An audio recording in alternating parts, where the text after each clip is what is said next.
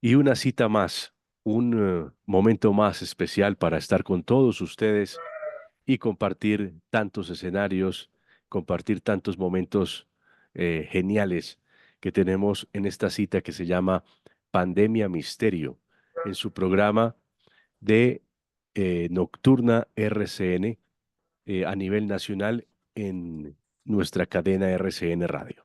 Así que bienvenidos, nuevamente estamos aquí y hoy vamos a tener un programa muy especial porque lo han pedido ustedes y me han dicho que las últimas conversaciones con el doctor Tomás Esteves Bianchini, hablando del Club de Roma, hablando de esos programas o esos principios que tienen estas élites para reducir el número de población en el mundo y, y todo ese entramado, toda esa, eso que está vedado, que está oculto y que no es tan evidente, pero que gracias a la erudición y al estudio profundo de nuestro invitado hemos podido entender un poco para dónde va el mundo y lo que está sucediendo en los últimos días, en los últimos meses, qué significado tiene. Antes de iniciar, quiero invitarlos, como siempre, que se dirijan a nuestro canal de YouTube, Pandemia Misterio Diego Reyes.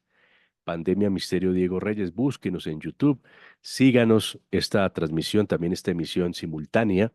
Nos pueden usar la ventana de comentarios que nos provee YouTube para hacer sus preguntas y también si quieren conocernos o dejar también cualquier mensaje por ahí, estamos muy atentos. También síganos en Instagram, en Facebook, síganos en TikTok, simplemente como Misterio Diego Reyes. Misterio Diego Reyes. Vamos a empezar nuestra conversación hoy. Un gran invitado, ya que ustedes lo conocen, el doctor Tomás Esteves Bianchini, que está hoy nuevamente con nosotros y para mí es un placer, doctor Tomás, investigador. Gracias por estar aquí en esta oportunidad. Bueno, muchas gracias Diego de nuevo por la invitación y un saludo a su amable audiencia.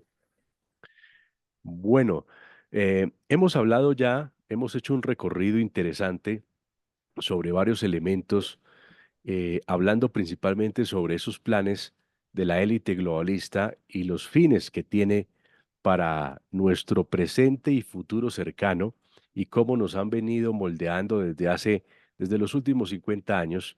Hemos tenido ya un proceso de amoldamiento porque estas personas son sumamente poderosas y han querido ya implementar un gobierno único en el mundo y esto conlleva otras, otras circunstancias. Ya hemos hablado tal vez hasta la saciedad sobre este tema. Nos quieren reducir como población, nos quieren convertir en los culpables de cambios o de procesos climáticos que desde un punto de vista científico riguroso nos damos cuenta que son ciclos de la naturaleza, ciclos de nuestro planeta, ciclos de la vida, que no es la primera vez que ocurre esto. Durante toda la historia que conocemos, historia que tenemos noticia de la humanidad, han existido cambios ambientales y climáticos y, por supuesto, han especies que han perecido. Nos estamos enfrentando, no sé, estamos a puertas de lo que sería una sexta extinción de alguna especie en el planeta Tierra. Recordemos lo que sucedió con los dinosaurios. Entonces, estas eras o estos ciclos no son cuestión de los últimos 100 o 200 años, sino desde que el planeta tiene vida, hemos tenido estos cambios, estos procesos cíclicos. Y también hemos hablado entonces del Club de Roma, esta gran organización que se ha venido posicionando desde Europa con estos principios también, sirviéndoles al globalismo. Y queremos retomar, Tomás, la situación que vive Europa en este momento, que es una Europa eh, que está sumida en la incertidumbre. A los globalistas les encanta eso, crear miedo, crear incertidumbre, pero también hay algo que resalto y es que muchas personas no están tragando entero y están saliendo a protestar y a manifestar su inconformismo hacia lo que sería un principio globalista en sus naciones. Hablo, por ejemplo, de esas protestas agrarias que se han venido implementando ya varios días en Europa, que se han extendido. Empezamos hablando de Francia, España, ya Portugal y en otras regiones de Europa hay protestas con el tema agrario y y bueno, Europa vive un momento de incertidumbre, como digo. ¿Cómo podemos retomar para seguirle explicando a las personas de lo que está sucediendo en este momento en el mundo? Gracias, Diego. Yo creo que es bueno retomar desde las noticias actuales y luego de para atrás vamos a Ujú. llegar hasta la fundación del Club de Roma. Muy bien, muy Eh, bien. Comencemos porque se acaban de tomar Bruselas y los campesinos llegaron con sus tractores ya al Parlamento de Bruselas donde asperejaron eh, abono líquido de vacas sobre el Parlamento de Bruselas.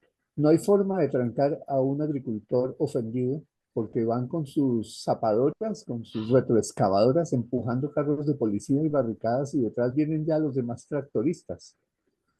París, Bruselas, Polonia.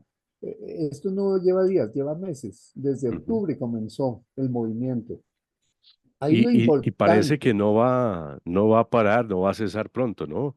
Esto tiene no va a visos cesar pronto, de que va a seguir y se va a seguir acrecentando.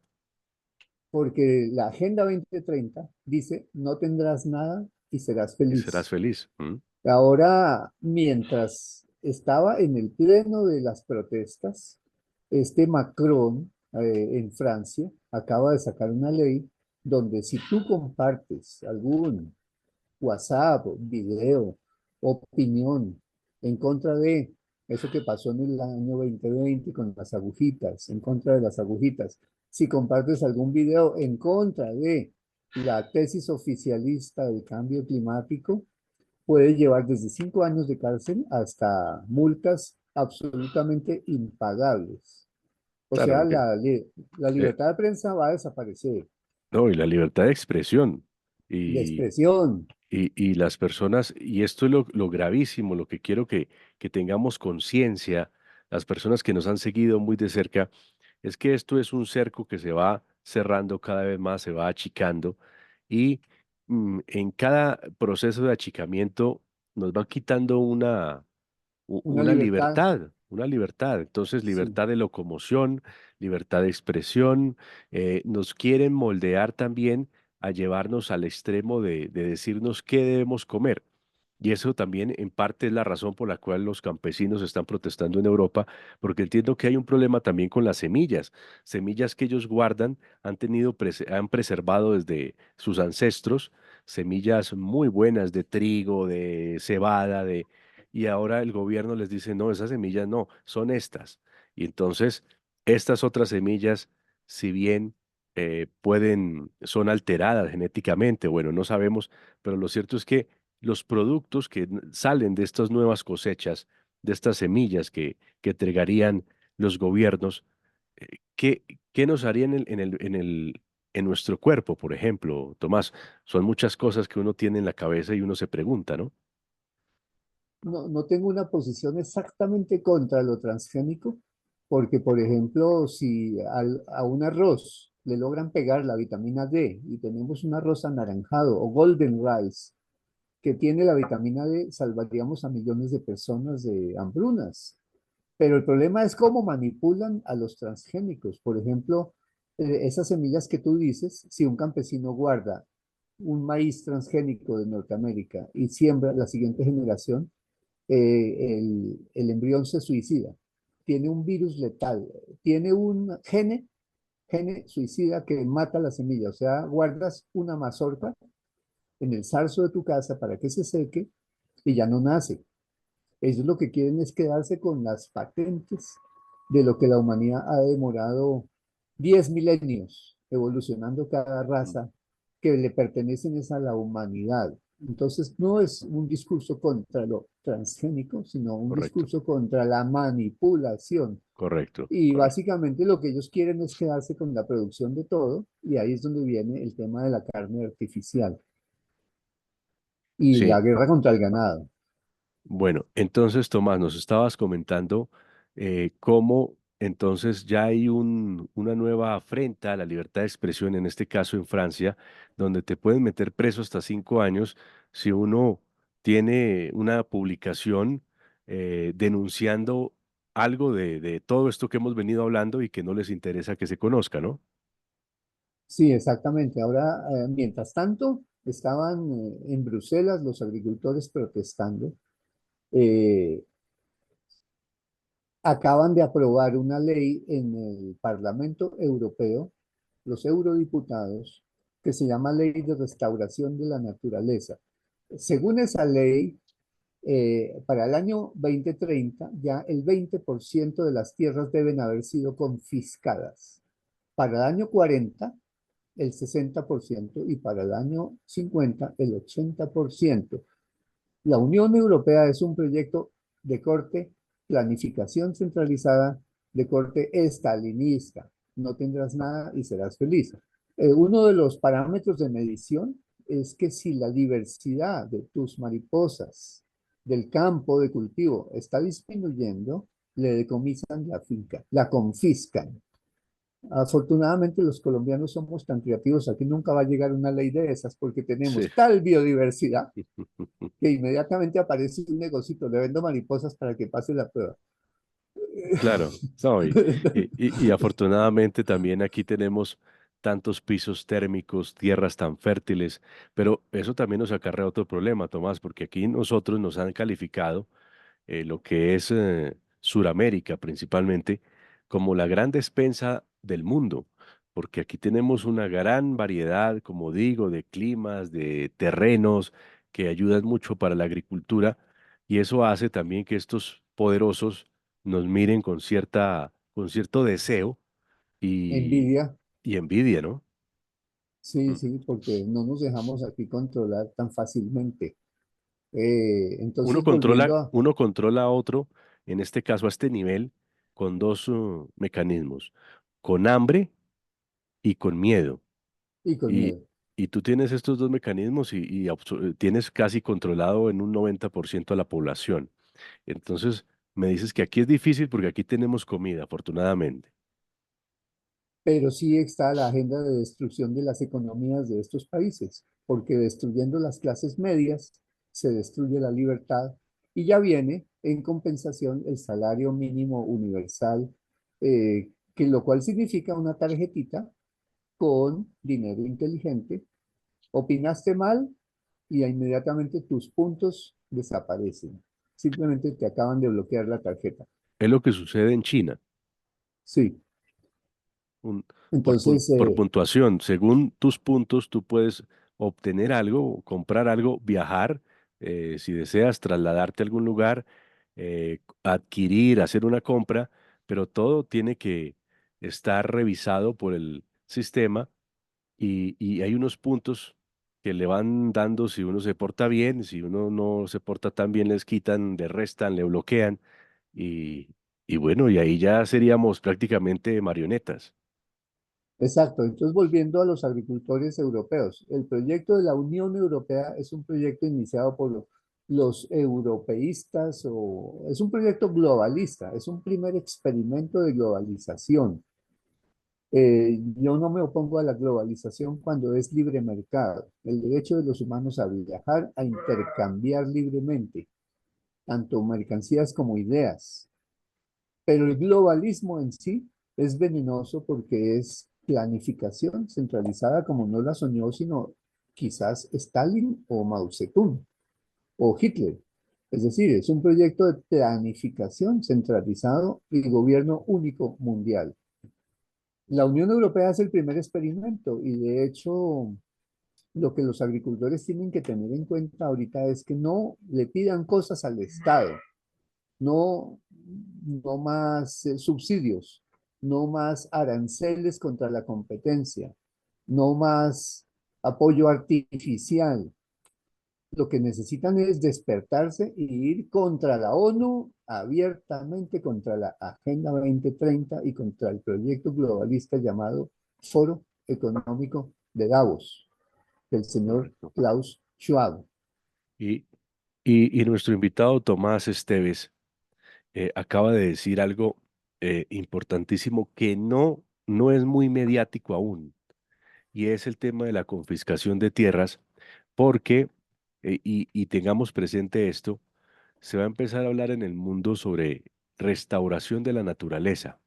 Es decir, tenemos que quedarnos ya congelados, no seguir, eh, todos sabemos que por donde pasa el hombre hay un efecto, pero ese efecto se puede cambiar y si hay un bosque que por alguna razón desapareció, se puede replantar, se puede las aguas, como sucedió en el río Sena, por ejemplo, en París o en Roma, en el Tíber, que eran aguas muy contaminadas, ahora ya con tratamientos muy bien elaborados se pueden, esas aguas se pueden purificar, entonces todo se puede hacer, pero ellos nos van a vender el miedo al extremo y que se necesite una ley de restauración de la naturaleza. Entonces, me dice nuestro invitado Tomás que ellos tienen ya un plan trazado que para el 2030 alrededor del de 20% de las tierras deben estar confiscadas. Hablamos del 20% que en el mundo, En Europa por ahora, en Europa. pero hay un plan en Estados Unidos donde prácticamente el 80 y pico por ciento de las tierras ya son estatales o al servicio del Estado, y por eso es que estos gigantes como Warren Buffett, Ted Turner, Bill Gates están comprando y comprando tierra para sacarla de la producción. Mientras tanto, el Estado ha ampliado la banca de compras de tierras a privados, porque lo que ellos quieren es que o el privado entregue sus tierras en comodato al Estado, o el Estado le entregue sus tierras en comodato a las grandes corporaciones.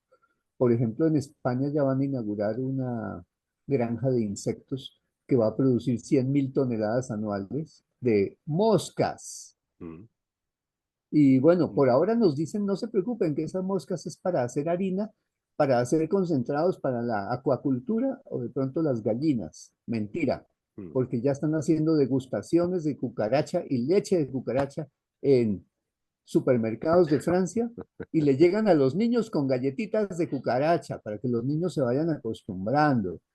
O sea, Dios mío, primero sí, primero que los pececitos y que la gallina, ¿no? Y después empiezan a aparecer esos ingredientes ya en toda la comida chatarra, porque ellos iban a seguir comiendo filete de Angus, mm, lomito, pero va a ser tan caro, que vamos a hacer dos clases sociales, como dijo Yuval Noah Harari.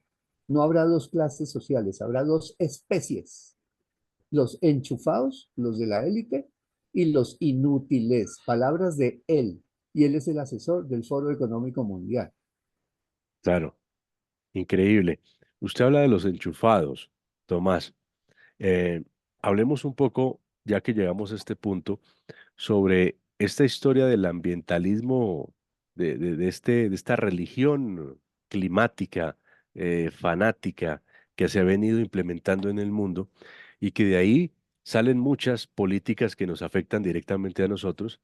Y entiendo que muchos de estos principios y de estos personajes que conocemos hoy en día también tienen una estrecha relación con estirpes reales, ¿no?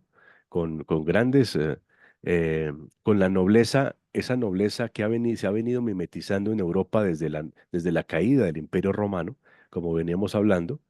Luego pasa a la nobleza negra veneciana, se vienen a financiar casas reales en Europa y ya se mimetizan allí y ahí empiezan a trabajar también para poder tener control.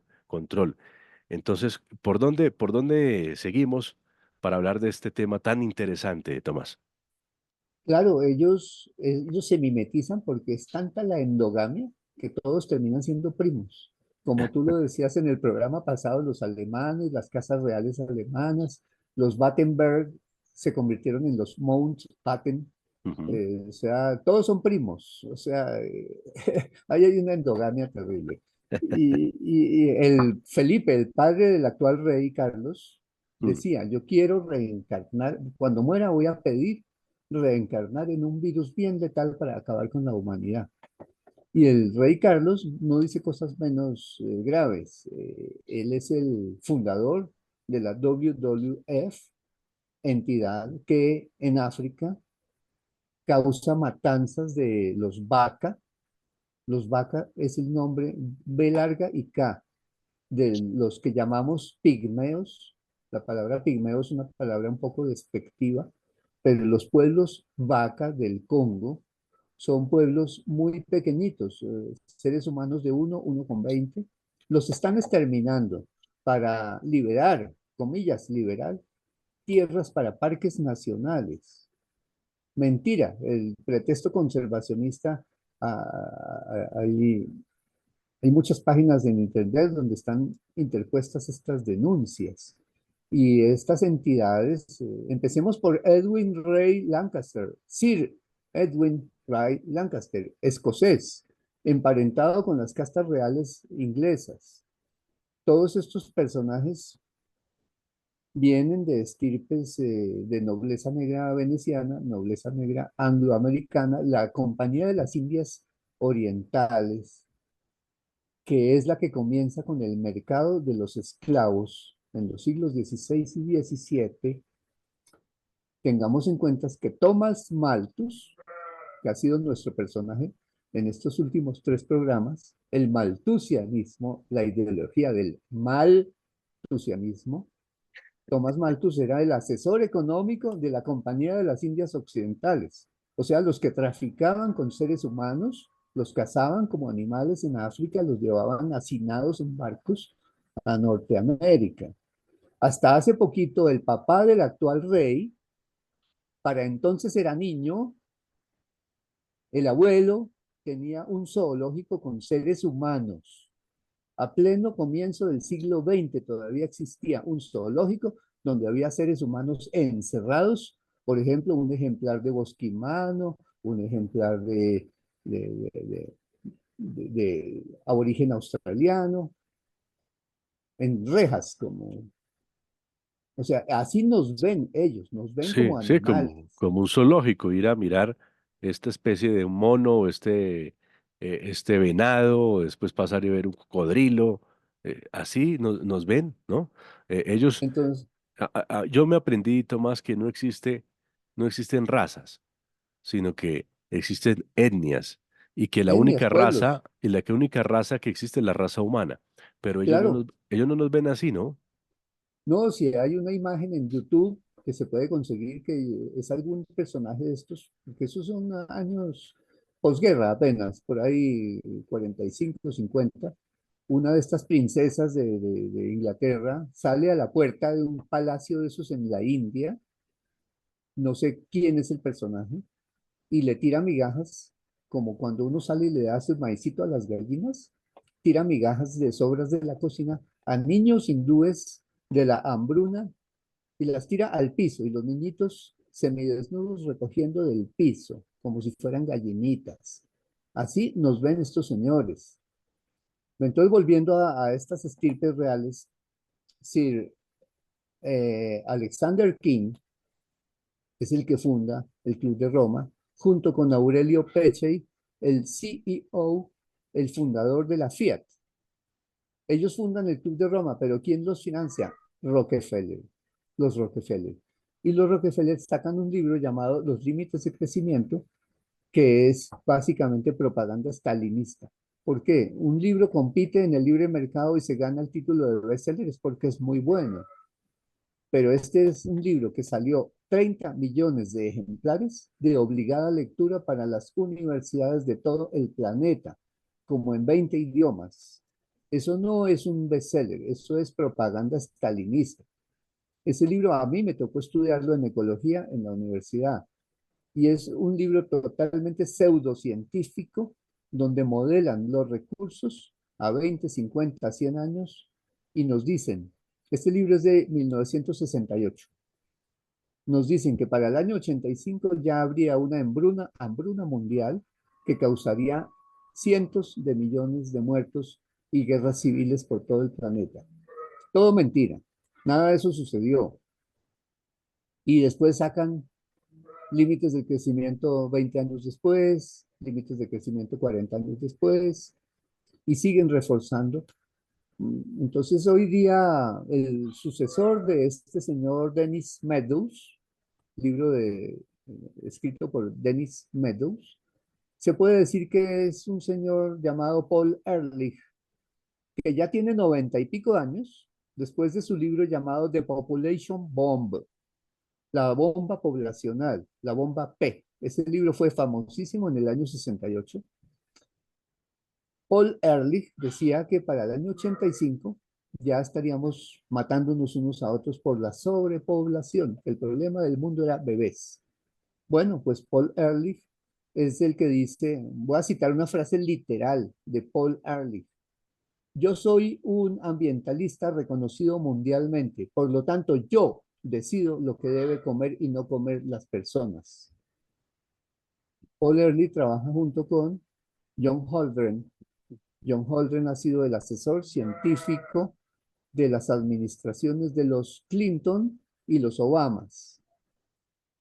Y ellos trabajan juntos. Y en Sí. uno de sus libros dicen la belleza de que a las mujeres hay que ponerles compulsoriamente, obligatoriamente, implantes hormonales como a las vacas, porque si no, las mujeres por su propia voluntad decidirán tener hijos. Tomás, Así se expresan estos señores. algunas personas, con todo lo que hemos venido hablando, algunos se escandalizan. Y yo recibo información en nuestro canal de YouTube, Pandemia Misterio Diego Reyes, en nuestras otras redes, Instagram, Facebook, que nos buscan como Misterio Diego Reyes, y nos dicen, bueno, ¿y esta gente de dónde saca todo esto que están hablando? ¿Por qué dicen eso de la reina Isabel? ¿Por qué dicen eso de Rockefeller? Porque eh, es tener un poco de pericia, investigar, y todo esto se puede verificar, ¿no, Tomás? Claro, todo es verificable. El mismo libro de Midos tienen hasta página web. Uno puede consultar la página del Club de Roma. Tienen dividido el planeta en 10 eh, provincias, obviamente unas más iguales que otras, como dice George Orwell en, en Rebelión en la Granja, Sí, porque para ellos el mundo ya tiene definición. Ellos se expresan. No sé si quieres que toquemos algunos temas de cómo estos señores bloquearon el DDT porque sí. salvaba personas, no porque Adelante. atacaba el paludismo. Entonces, el Sí, mismo señor Alexander King, fundador del Club de Roma, encabezó una campaña sucia contra el DDT. Tengo que hacer algunos antecedentes. Antes del DDT, que fue el primer pesticida de origen sintético derivado de petróleo, dietil-difenil-tricloroetano, los pesticidas a comienzos del siglo eran terribles, eran pesticidas a base de bromo, a base de arsénico, atacaban el cerebro, eran metales pesados, derivados del mercurio, unas cosas terriblemente caras y terriblemente nocivas para todos los seres vivos. El DDT, una vez que comienza su carrera y que ameritó un premio Nobel, Müller, un químico suizo, durante la Guerra Mundial, se estaba dando cuenta que el paludismo mataba más soldados que los enemigos en el frente. Entonces, por ejemplo, para decir un ejemplo, 600 millones de personas estaban aquejadas de paludismo y cuando el DDT le da la primera vuelta al mundo, ya había pasado a 30. Y las 30 quedaban en países donde todavía no había llegado el DDT. Eh, Islas como Córcega y Cerdeña mataban la totalidad de los soldados. Después de 60.000 casos y pasar la ronda de DDT, había cero casos.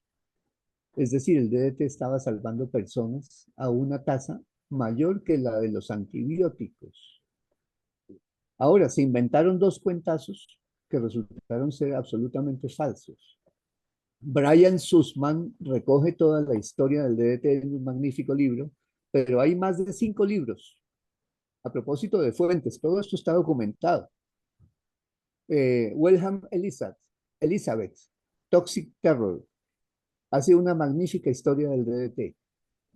Brian Sussman estaba asistiendo a una conferencia y llega Gordon Edwards, entomólogo doctorado en los años 60, poco antes que prohibieran el DDT, y se toma un vaso de agua frente a la audiencia, pero antes de tomárselo, hace pasar por toda la audiencia un recipiente con polvo de DDT para que la gente lo huela y verifique que sí es DDT.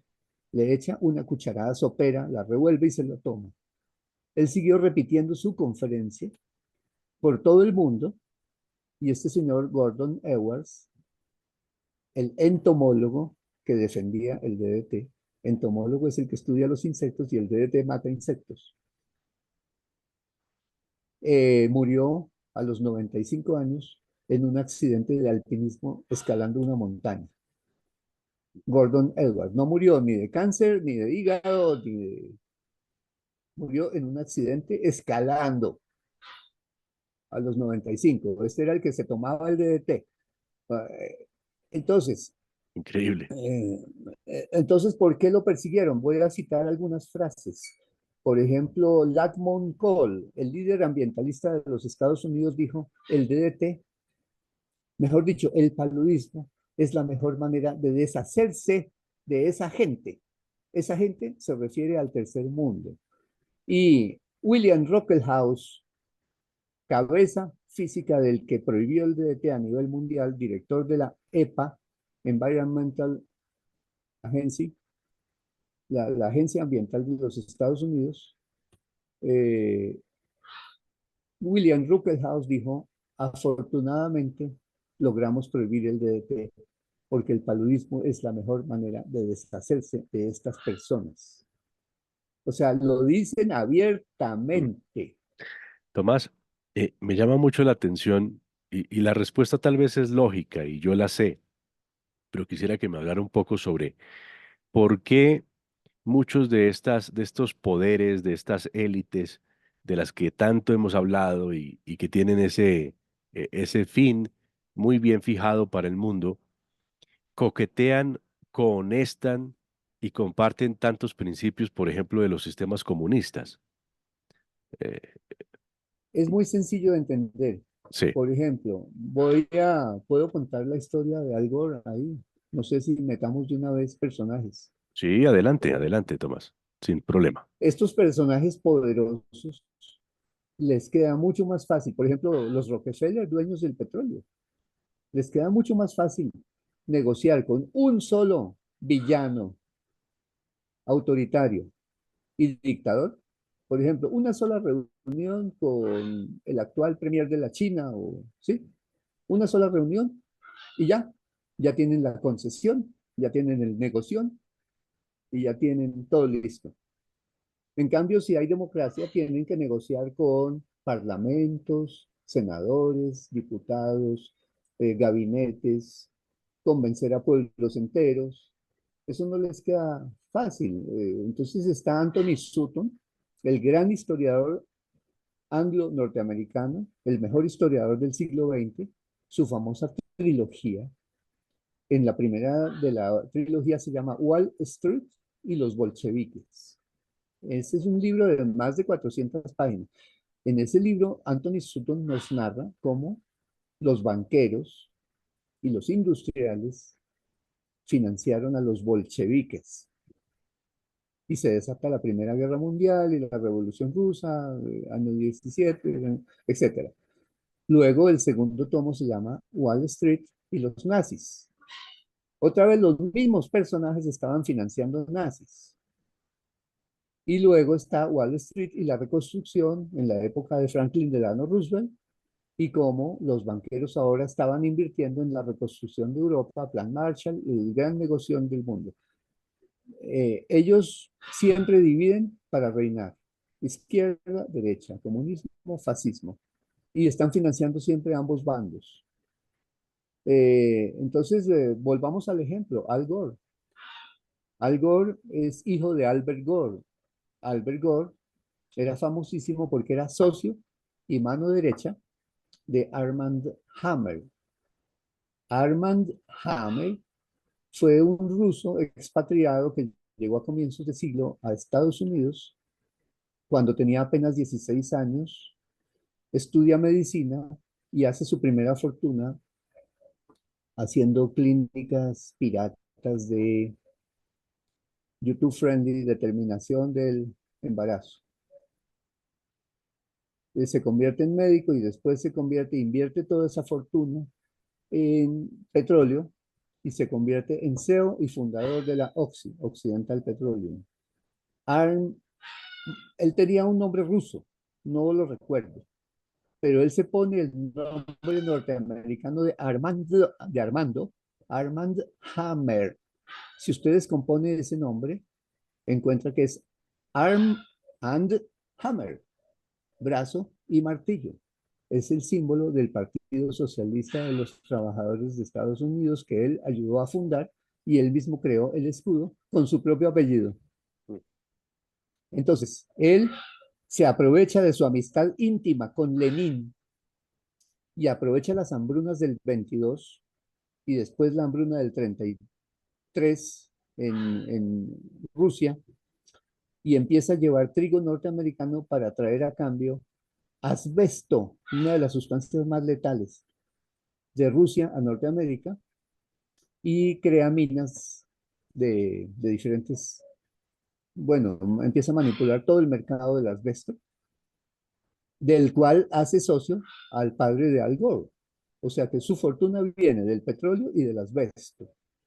Luego invierten en la Charcoal Mining Company, de la cual Al Gore, padre, era socio y principal.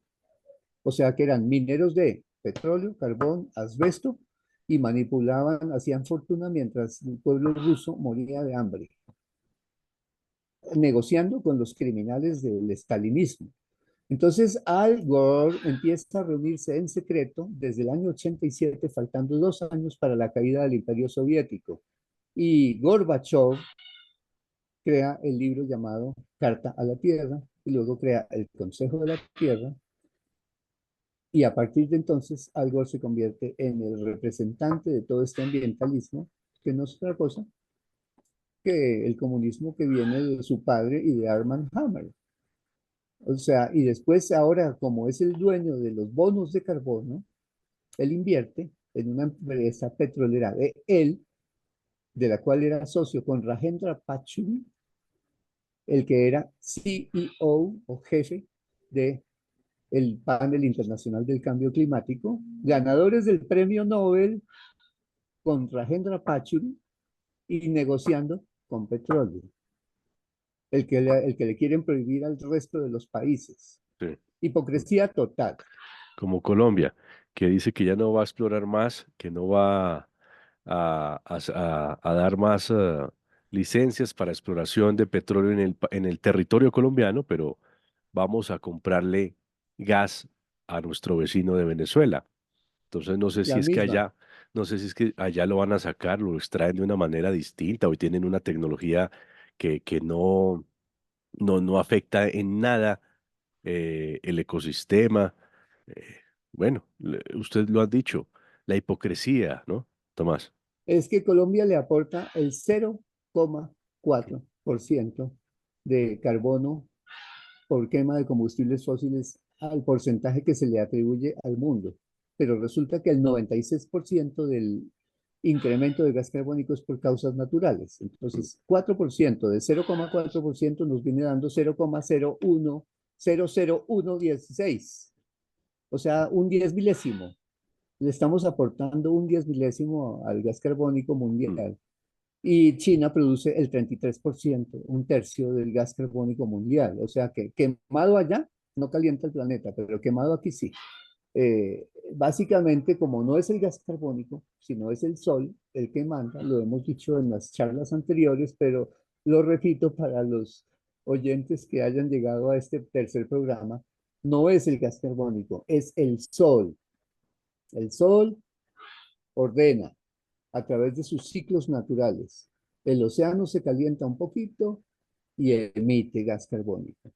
El sol se enfría y el océano recoge gas carbónico. De hecho, la gráfica viene diferida, depende de la escala de tiempo. Si lo miramos en millones de años, hay un diferido de 800 años. Y si lo miramos en las décadas, hay un diferido de 80 años. Pero está probado que el gas carbónico solo obedece. No tenemos nada que ver en ese asunto. Al contrario, más gas carbónico ha aumentado la biomasa mundial en un 18%. La agricultura es un 18% más eficiente ahorita gracias al gas carbónico. Y el frío mata más que el calor. Y para completar el asunto, ni el océano se está acidificando, ni están muriendo los corales, ni el océano está subiendo. Es más, hay un hallazgo arqueológico del año 17, hace menos de 5 años o 6 años, un hallazgo arqueológico en Roma, cerca al Tíber, por allá los romanos eran unos genios Mm. de la hidráulica, unas pocetas que se llenaban en pleamar, en la mar alta, y ahí criaban peces. Y las pocetas hoy día, si se excavan arqueológicamente, se les saca la tierra, están funcionales. Quiere decir que en 2000 años el mar no ha subido ni siquiera 2 o 20 centímetros. Es mentira que el mar está subiendo. De hecho, en las Islas Maldivas, que era el cuento que iban a desaparecer y que ya para el año 2004 habría 40 millones de refugiados de las islas. Mm. Mentira. Las Islas Maldivas han crecido. Han crecido entre depende del tamaño de la isla, algunas han crecido 0,3% y otras han crecido un 4%. Claro, increíble. Es muy interesante conversar con nuestro gran invitado de esta noche aquí en Pandemia Misterio, el doctor Tomás Esteves, que ha venido con nosotros en una seguidilla de programas porque ustedes lo han pedido. Ustedes nos han hecho el requerimiento y la solicitud de seguir conversando con él para seguir comprendiendo muchos conceptos que se manejan y que nos dan herramientas para entender lo que está pasando en el mundo. Mm, bueno, doctor Tomás, se nos está acabando el tiempo. Los que están siguiéndonos en el canal Pandemia Misterio Diego Reyes, para que nos apoyen con sus preguntas, estamos llegando ya al final de este programa, pero quisiera, bueno, tenemos material y tenemos tema para hacer otros 3 programas, así que usted tranquilo, Tomás. Lo que quiera. Podemos seguir hablando por muchas horas más y quisiera un poco, es que tengo muy poco tiempo, no sé si valga la pena en este momento o en el siguiente programa hablar de esas figuras mediáticas que están en el presente y que son títeres de estas élites globalistas y que tienen una estrecha relación con el clima. Por ejemplo, hablo de una Greta Thunberg, por ejemplo, o hablo de este señor Klaus Schwab, eh, y bueno, y hay muchos más. No sé si hacemos una apreciación suya, Tomás, introductoria, y en un siguiente programa hablamos ya de estos personajes en el presente que todos los días los vemos en nuestro televisor o los vemos en medios de comunicación hablando y diciendo qué hay que hacer para salvar el mundo. No sé si la amable audiencia conozca a Klaus Schwab, pero como está de moda la película Dune, la número 2 ya llegó. eh, si ustedes cogen uno de esos villanos, eh, le sopletean a Klaus Schwab de blanco con un compresor, lo sopletean de blanco, queda idéntico a los villanos de la película. De hecho, Klaus Schwab viene de una familia que era filonazi, no directamente nazi, porque eran suizos, Ujú, pero sus empresas, Swisher Escher Weiss, trabajaban para el aparato militar industrial de los nazis en Ravensburgo, que era una ciudad limítrofe. Entonces tenía todas las ventajas de lo limítrofe, porque se hacían figurar como suizos, pero producían toda la maquinaria alemana. De hecho, Klaus Schwab viene de ahí. Tenía ya 12 o 13 añitos cuando finaliza la guerra, hereda las fábricas del padre y quien saca adelante las fábricas de Schwab son los Smith-Heine, los que fabrican el asbesto. Y los Smith-Heine también eran filonazis y son los que presidieron la cumbre ecológica mundial de Río 92.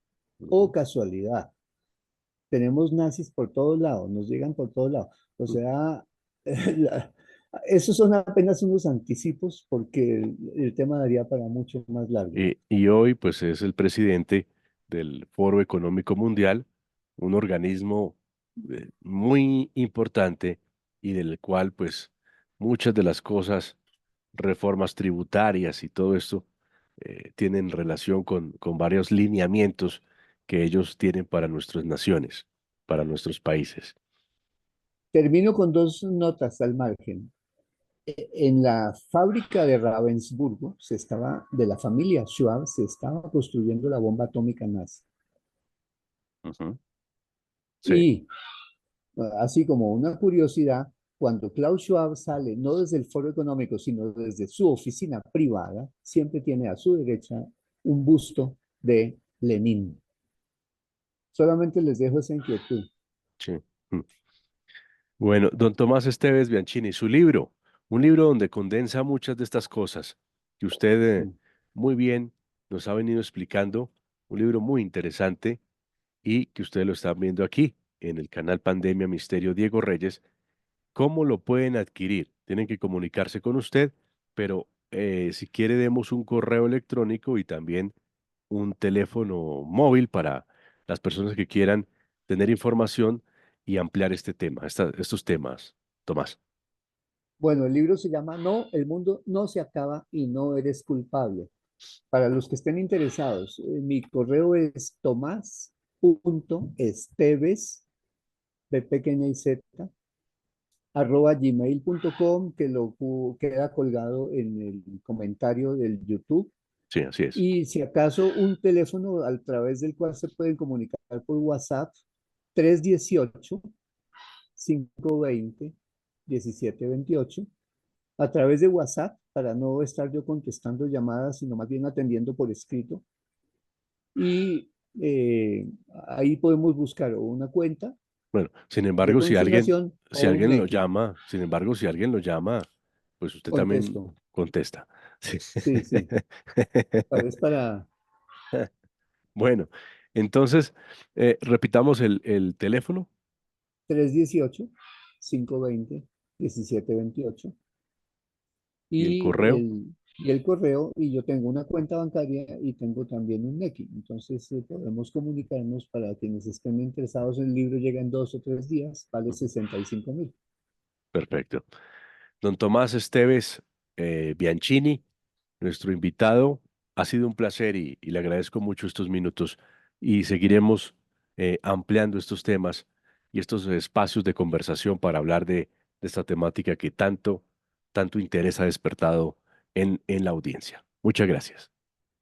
Bueno, muchas gracias por la invitación y esperemos que podamos continuar.